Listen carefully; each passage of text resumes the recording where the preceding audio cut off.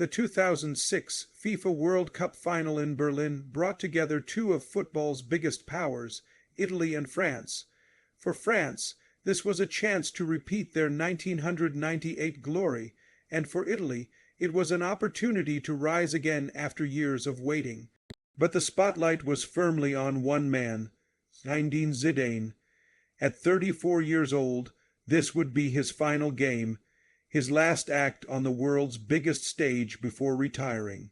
For many, Zidane was the magician who had carried France through the tournament with his brilliance, vision, and calmness under pressure. Yet beneath the artistry, there was always an edge to Zidane's personality, a fire that sometimes burned too hot. That fire had already earned him a reputation for confrontations and flashes of temper throughout his career. The World Cup final would prove to be no different. From the opening whistle, the match was intense. In the 7th minute, Zidane stepped up to take a penalty after Florent Malauda was fouled in the box. The weight of the moment was enormous. Most players would have gone for power, but Zidane chose audacity. He chipped the ball slowly down the center, a Panenka penalty, brushing the underside of the crossbar before bouncing across the line. It was a moment of genius, a statement of confidence, and a reminder of why Zidane was one of the greatest ever to play. For France, it felt like destiny was unfolding, but Italy struck back quickly, with Marco Materazzi rising to head in the equalizer just 12 minutes later. The game was alive, tense, and physical. As the minutes wore on, the battle between Zidane and Materazzi grew more noticeable. Materazzi, a towering defender, was known for his physical style and for getting under opponents' skin with words as much as with tackles. Zidane, a playmaker who demanded space and time on the ball, found himself repeatedly harassed by the Italian defender. Shirt, pulling, nudges, and aggressive challenges became common. Materazzi wasn't just marking Zidane's movements on the pitch. He was chipping away at him psychologically. That was his style, and it had worked against many opponents in the past. Zidane, however, was not the type to quietly ignore such treatment. He pushed back, both literally and verbally, and the tension between them simmered. By the time the match reached extra time, fatigue had set in for both sides. It was the 110th minute of play, and every player was drained. Yet Zidane still carried the hopes of France, orchestrating attacks, nearly scoring with a powerful header that forced Gianluigi Buffon into a brilliant save. That moment, when Buffon tipped Zidane's header over the bar, showed just how fine the margins were. France had been inches from taking the lead, and Zidane was still the heartbeat of the team. But the longer the game stretched, the more Italy leaned on their defensive steel, and the more physical battles took center stage. It was in these scrappy moments, away from the beautiful passes and shots, that Zidane and Materazzi's duel became defining. Materazzi pulled at Zidane's shirt during a run, and Zidane reacted with words. The two exchanged glances filled with intensity, the type that says much more than any referee could hear. Spectators may not have caught the details, but those close to the action could sense that something ugly had been said. Materazzi, later known for admitting he provoked Zidane, denied saying anything about his mother, but acknowledged insulting his sister. The exact words may never be universally agreed upon, but everyone agrees they struck a nerve deep within Zidane. The atmosphere in Berlin that night added to the pressure. Over 69,000 fans filled the Olympia Stadium, and hundreds of millions more watched from around the world. Every step, every touch, every confrontation was magnified. Zidane, despite being calm on the surface, was carrying not only the weight of the match, but the emotion of knowing this was his last performance as a professional footballer. Retirement was just minutes away, and this final was supposed to be his crowning glory. But when you're exhausted, when your body is heavy, and when your mind is battling both the opponent and the clock, small provocations can feel enormous. Materazzi's words didn't land in an empty space. They landed in a storm of fatigue, adrenaline, and pride. For Zidane, the build-up to that infamous moment was not a single spark, but a pile of dry wood that had been gathering heat all match long. From the penalty to Materazzi's equalizer, from the shirt pulls to the near-winning header, everything carried tension. The World Cup final was not just a test of skill, it was a battle of endurance, psychology, and emotional strength.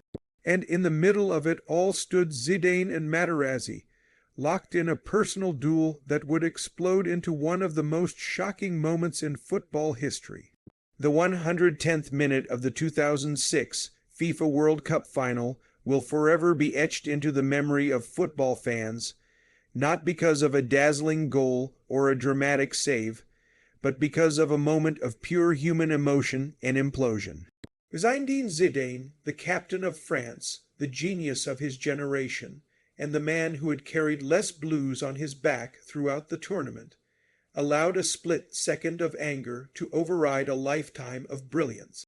It was the kind of moment that no one could have scripted, and yet it unfolded in front of nearly 70,000 spectators in Berlin and hundreds of millions watching around the globe. The game had dragged into extra time, and both sides were exhausted. Players were running on fumes, relying on instinct and sheer willpower to keep pushing. For Zidane, the burden was heavier than for most. Not only was he France's captain and their creative force, but this was his final professional match. Retirement was only minutes away. The stage was set for him to exit as a hero, perhaps even lifting the trophy one last time, but fate had other plans. It all began innocuously enough with a tussle in midfield. Marco Materazzi had been on Zidane all game long, physical, relentless, and unyielding. The Italian defender tugged at Zidane's shirt, and as the two separated, Zidane made a remark. Materazzi, never one to back down, responded with words of his own. What exactly was said has been debated ever since, but Materazzi himself later admitted that he insulted Zidane's sister. It was a calculated barb, designed to pierce through the composure of a man already stretched thin by fatigue, pressure, and the weight of history. For a moment, Zidane walked forward as if nothing had happened, his eyes fixed ahead, his stride calm. But then something shifted inside him. He slowed, turned back, and locked his gaze on Materazzi. The crowd could not hear the words, but they saw the stare, the unblinking intensity in Zidane's eyes, as though he was measuring his next move. And then it happened. Zidane lowered his head and with startling force drove it straight into Materazzi's chest. The impact was brutal and sudden, knocking the tall Italian defender to the ground. For a second there was stunned silence in the stadium. Players and fans alike could not quite process what they had just seen.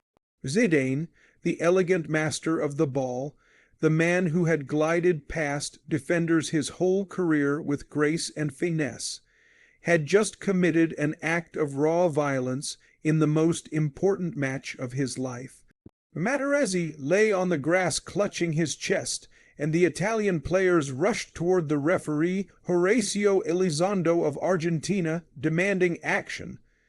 The French players, equally stunned, tried to shield their captain, some perhaps hoping the incident might be overlooked. But in the age of replays, nothing escapes the eyes of officials. The fourth official had seen it clearly, and the decision was inevitable. Elizondo consulted briefly, then marched toward Zidane. The whole world knew what was coming. Slowly, almost ceremonially, the referee reached into his pocket and pulled out the red card. The sight was surreal. Zidane, wearing the captain's armband, standing tall with his head high, received his marching orders. There was no argument, no protest. He simply turned and walked off the field, past his stunned teammates, past the trophy that stood nearby, past the cameras that captured every step of his lonely exit. The French supporters were silent, disbelieving. Their leader, their inspiration, the man who had given them hope with that audacious penalty earlier in the match, had just abandoned them in the cruelest way possible. It was as though the script of a perfect farewell had been torn apart in an instant. For Materazzi, the victim of the headbutt, the moment was painful but ultimately significant.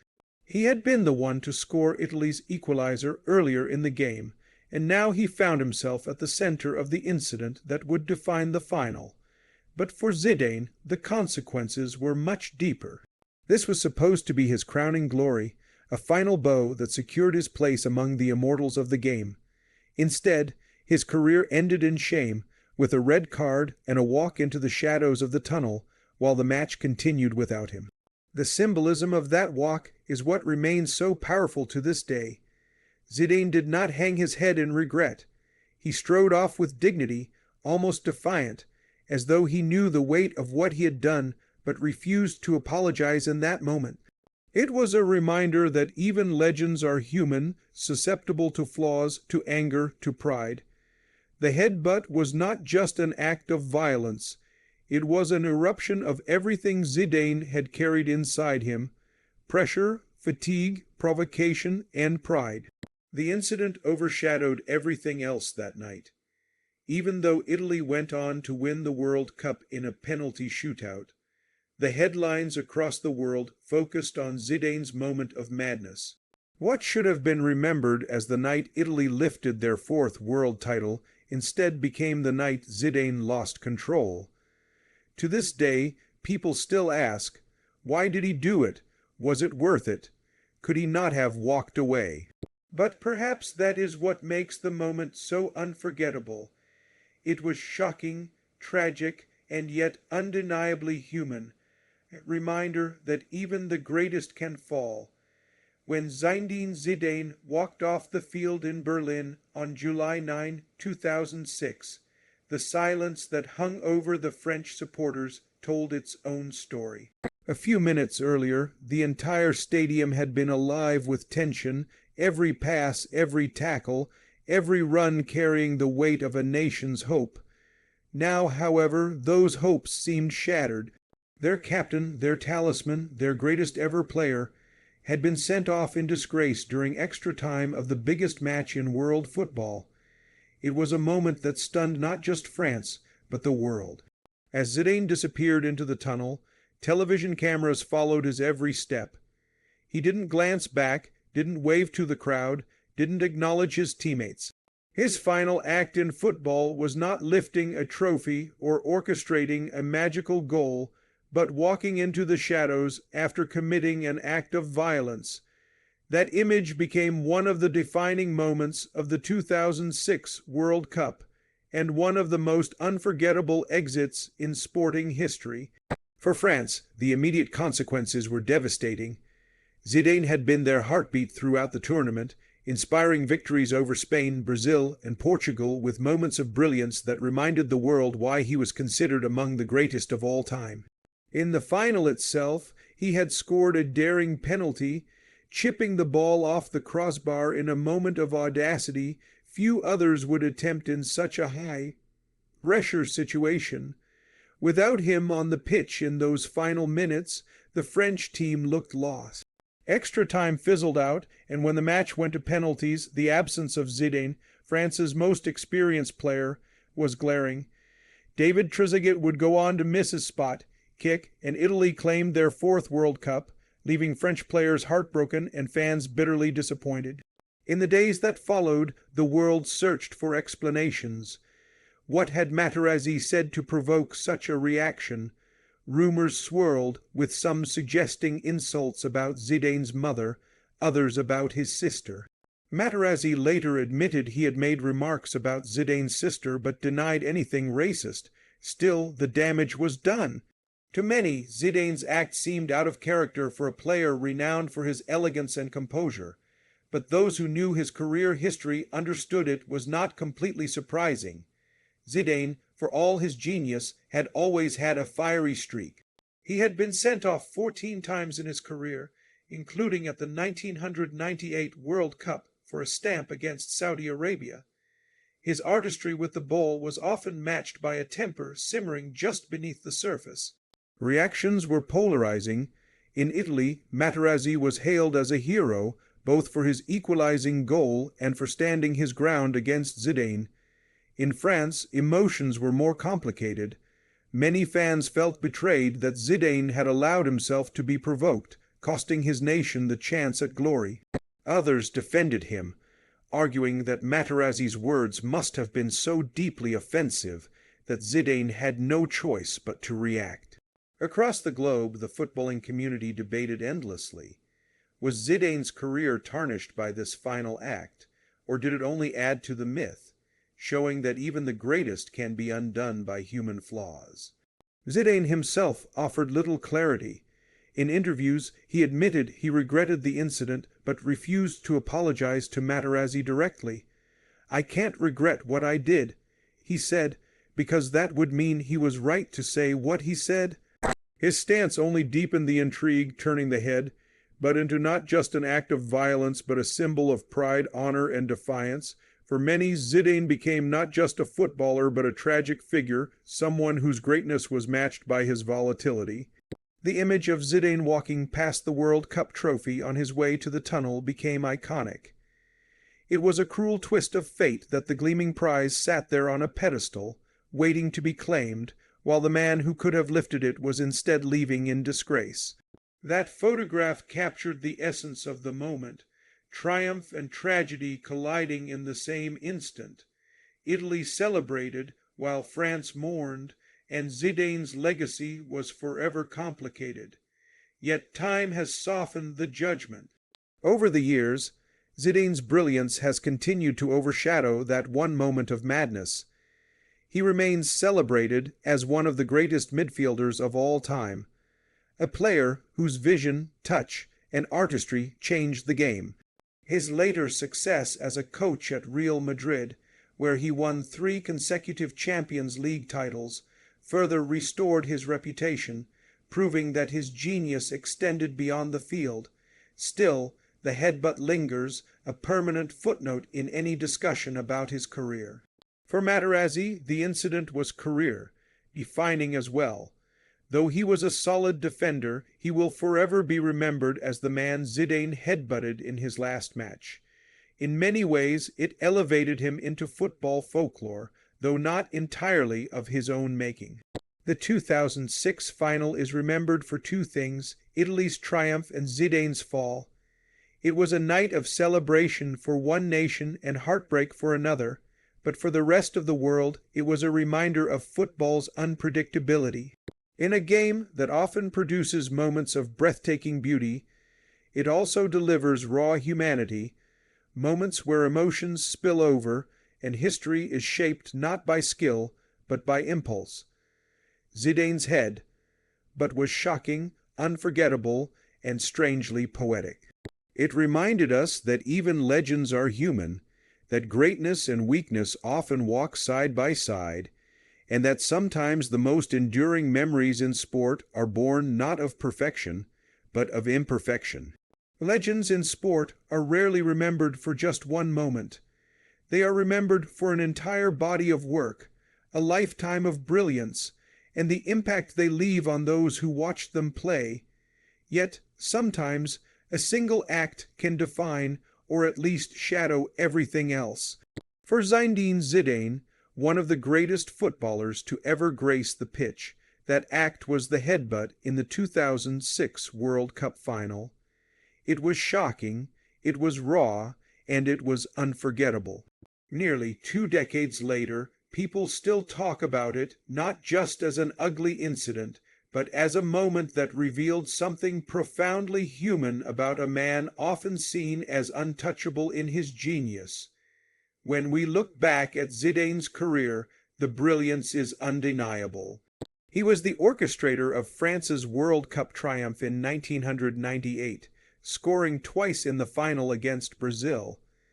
He was the maestro behind France's Euro 2000 win, dazzling with his elegance and vision.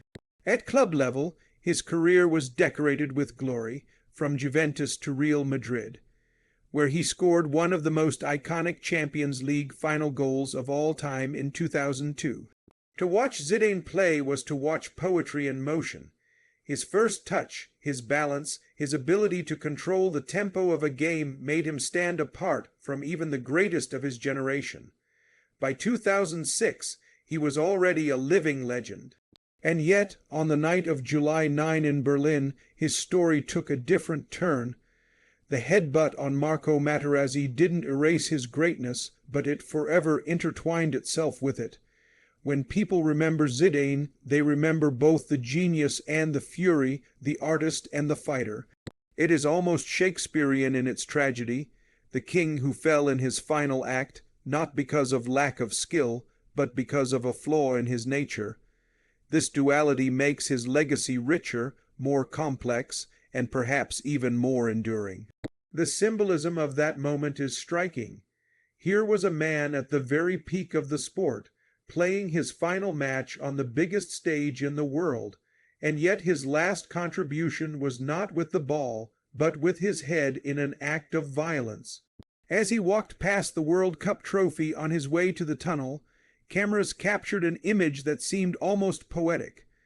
The prize he had come so close to lifting was just within reach, but instead of glory, there was disgrace. That photograph became an enduring metaphor for how greatness can be undone in an instant of lost control. And yet, was it truly disgrace? That question is what continues to keep the story alive. For some, Zidane's refusal to bow to Materazzi's taunt, even if it meant getting sent off, was a show of pride and humanity. For others, it was a selfish act that cost his team the World Cup. Both views contain truth, and it is precisely that tension that makes the moment so fascinating. It forces us to grapple with the question of what we value more in our heroes, flawless perfection, or raw authenticity with all its flaws. In many ways, the headbutt did not diminish Zidane's legacy, it deepened it. He became not just a great player, but a human story, a reminder that even legends can crack under pressure, that passion and anger can coexist with grace and brilliance. He became a symbol of the beauty and the fragility of sport, where emotions run so high that even the calmest of players can be swept away. Over time, Zidane has rebuilt his image, not only through reflection, but through success in management. Leading Real Madrid to 3 consecutive Champions League titles as a coach showed the world another side of him, the thinker, the leader, the man who could channel passion into strategy. His reputation was not destroyed in Berlin, it evolved. The headbutt became part of his myth, a reminder that legacies are not written in straight lines, but in jagged, unpredictable strokes. Today, when fans discuss Zidane, they don't speak only of his flaws. They speak of his elegance, his dominance, his magical ability to control a match like no other. But they also mention the headbutt, often in the same breath, and that combination has given his story longevity. Pure brilliance can be admired, but brilliance mixed with humanity is remembered forever. Zidane's final act, as controversial as it was, ensured that his name would never fade from memory. It cemented him not just as a legend of football, but as a symbol of its most human side, the side where emotion can overwhelm reason even on the grandest stage. In the end, Zidane's legacy is one of complexity. He was both genius and flawed, majestic and volatile, graceful and combustible. The 2006 World Cup final did not destroy his reputation. It made it more real, more layered, and more compelling. When future generations watch his highlights, they will marvel at the goals, the passes, and the control. But they will also see the headbutt, and in that moment they will understand something deeper. That greatness is not about never falling. It's about being remembered for everything, the brilliance and the imperfection alike. Zidane gave us both, and that is why his story will never be forgotten.